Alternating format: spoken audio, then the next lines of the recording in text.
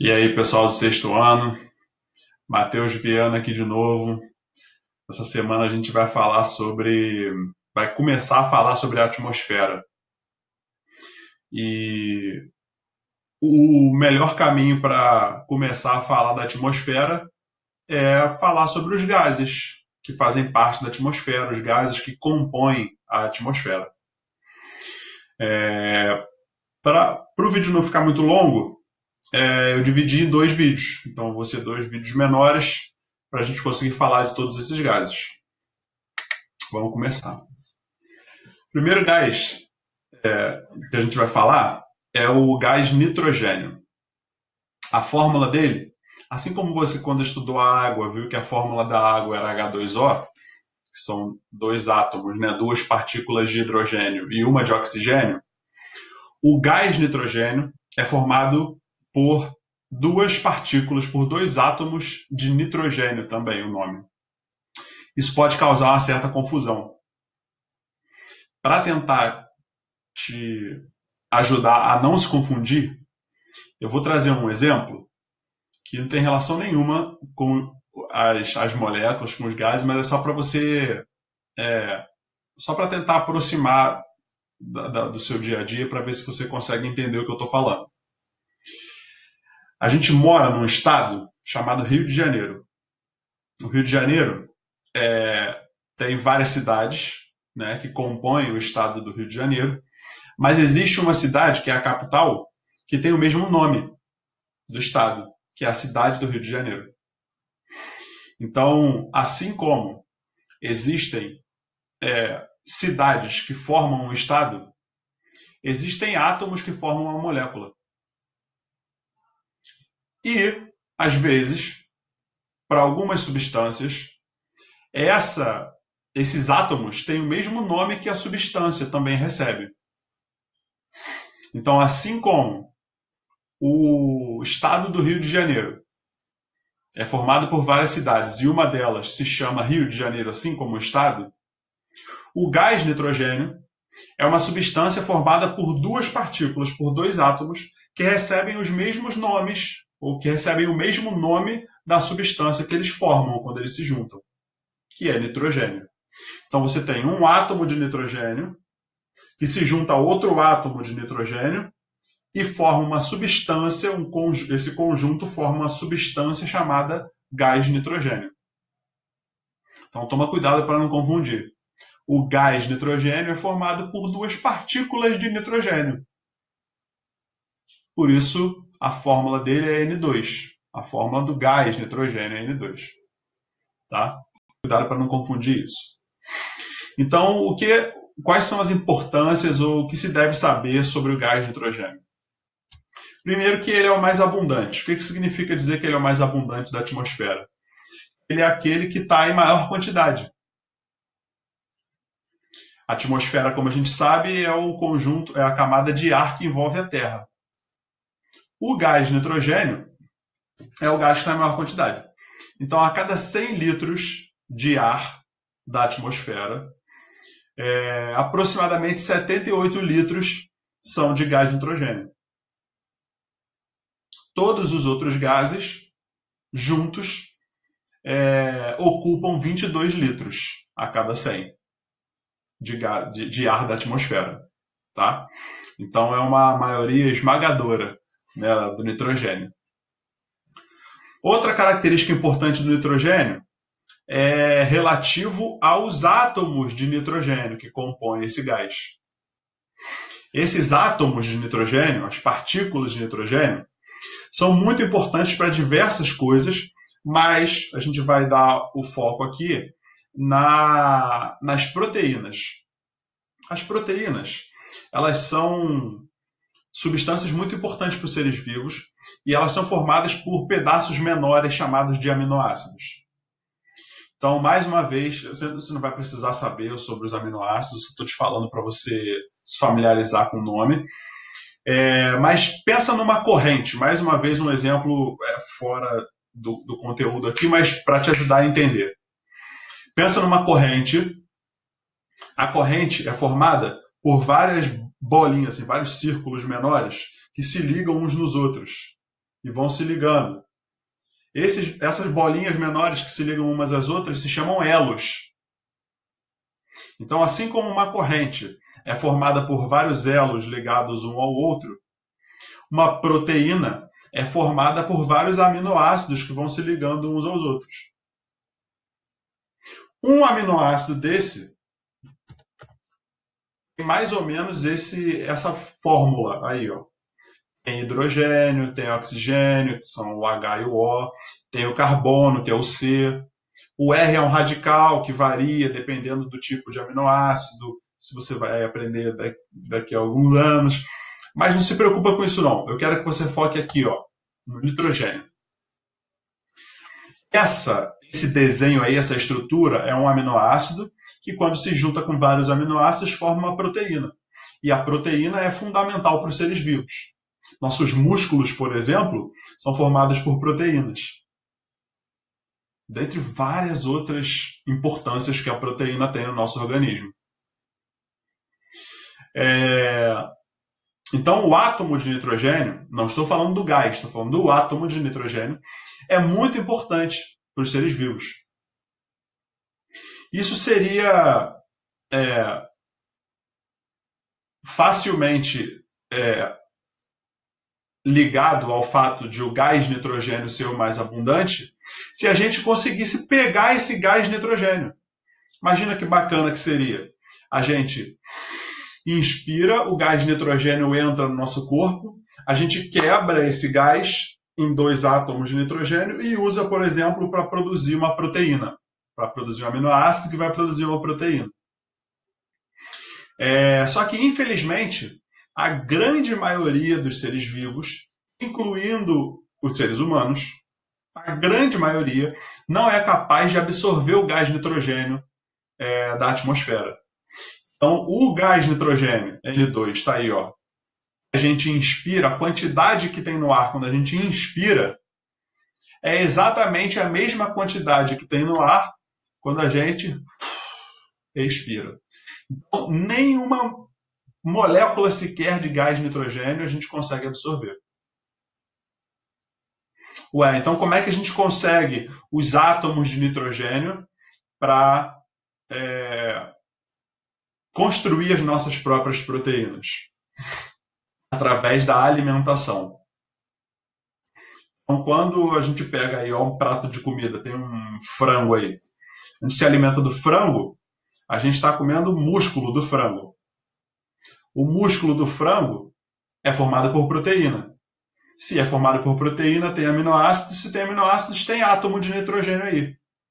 Então, quando a gente digere, quando a gente comeu frango, a gente vai digerir, transformar em pedaços bem pequenininhos, cada vez menores, até que você consiga colocar no seu sangue para circular pelo seu corpo.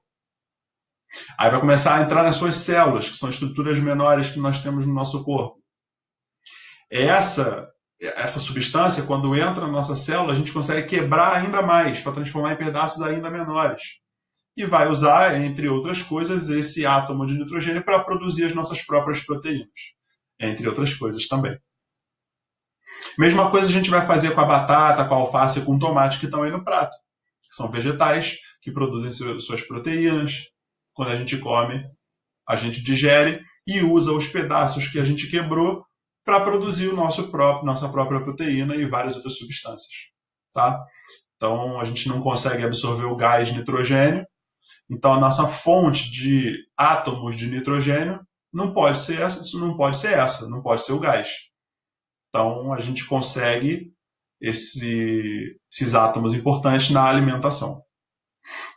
Outra importância do gás nitrogênio é a fabricação de várias substâncias. Existem vários produtos que são fabricados e dependem do gás nitrogênio para isso acontecer.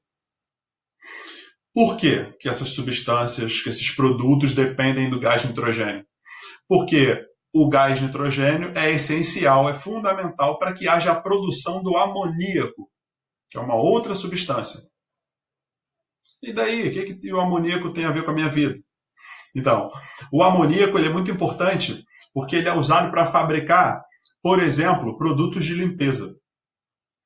Então, se não houver amoníaco, não há produtos de limpeza, não tem como fabricar os produtos de limpeza. E se não tiver gás nitrogênio, não tem amoníaco. Então a gente depende do gás nitrogênio para que seja possível fabricar produtos de limpeza. Quer ver outro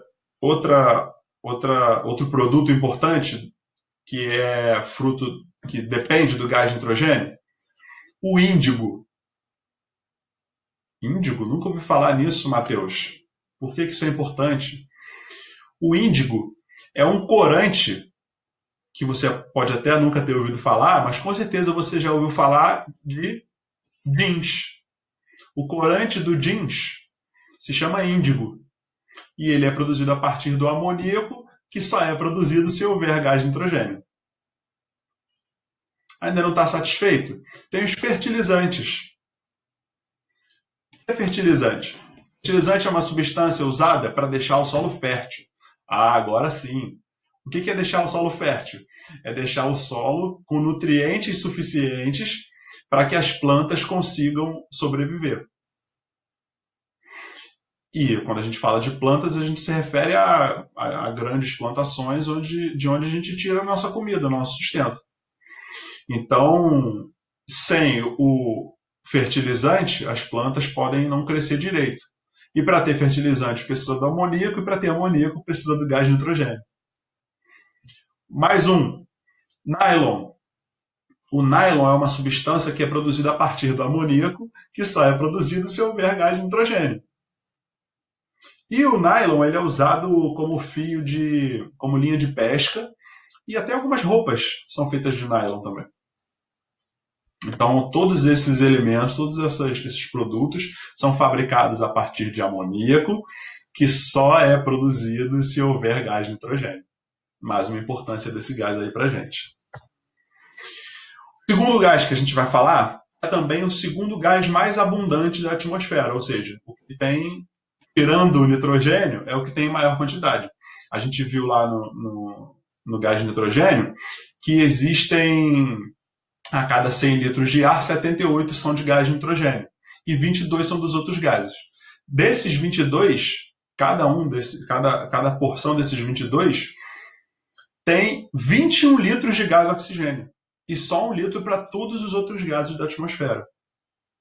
Então, apesar de não ser o mais abundante, o gás oxigênio ainda é uma substância presente em uma quantidade bem considerável na nossa atmosfera.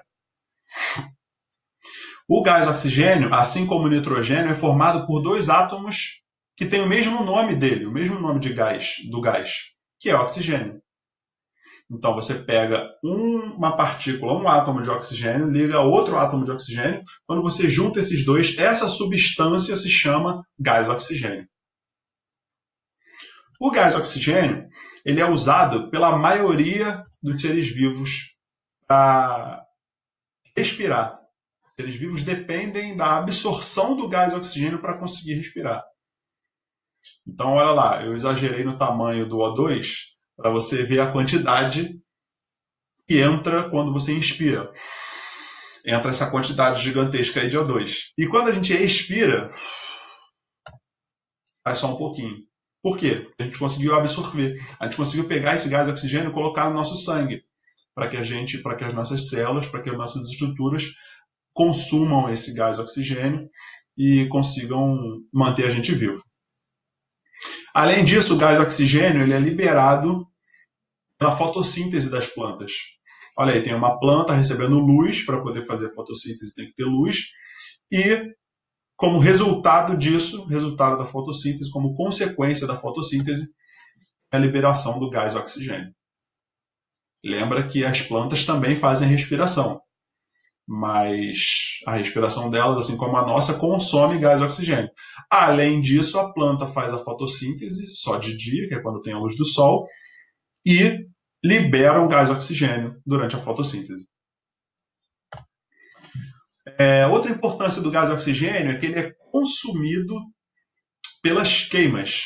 Queima também pode ser chamada de combustão. Então, as combustões ou as queimas só acontecem se houver gás oxigênio disponível para que elas consumam. Elas, as queimas ou as combustões. Isso é bem fácil de demonstrar com um experimento bem clássico, que é o do copo na vela. Tem aí uma vela acesa. Se ela está acesa, é porque está queimando, está consumindo o gás oxigênio da atmosfera. Se você pega um copo e cobre essa vela, você está prendendo gás oxigênio dentro do copo. E aí a vela continua acesa, porque tem gás oxigênio dentro do copo. Só que conforme essa combustão vai acontecendo, o gás oxigênio vai sendo consumido. Vai chegar uma hora que ele vai acabar. Quando o gás oxigênio acaba, a vela apaga. Então, sem oxigênio não existe queima, não existe combustão. Já que a gente falou em combustão, é bacana você saber que para que a combustão, para que a queima ocorra, você precisa de 3 elementos. Se faltar um desses elementos, não acontece mais a queima. Quais são esses 3 elementos? O primeiro deles é o calor, são as altas temperaturas. Para que uma queima ocorra, para que uma combustão ocorra, tem que haver uma temperatura alta. Pode ser uma faísca só. E, além do calor, 2 substâncias precisam estar presentes para que a combustão ocorra. A primeira delas a gente acabou de falar, é o gás oxigênio. Ele é chamado de comburente. Ele, entre aspas, permite que a combustão aconteça.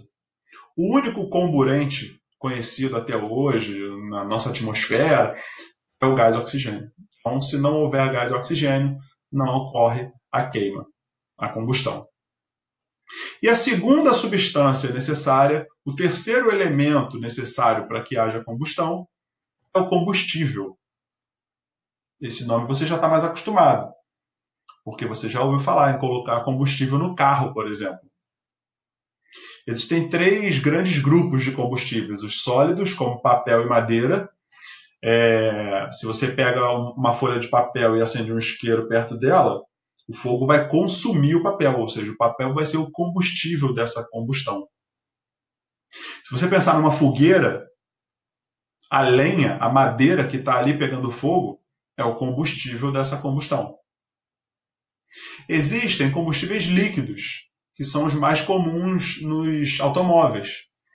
Você vai a um posto de combustível e coloca gasolina ou álcool, você está colocando um líquido dentro do motor, dentro do carro, que vai queimar, ou seja, vai ocorrer a combustão, e isso vai fornecer energia para o motor funcionar. E existem combustíveis gasosos também, que é o caso do GNV. O GNV é a sigla para gás natural veicular, que é usado nos veículos, né? Por isso. E também, quando você vai ao posto de combustível e abastece com gás, você está colocando gás dentro do carro para que ele queime, para que ele entre em combustão para fornecer energia para o motor. No próximo vídeo a gente fala dos outros gases. Até a próxima.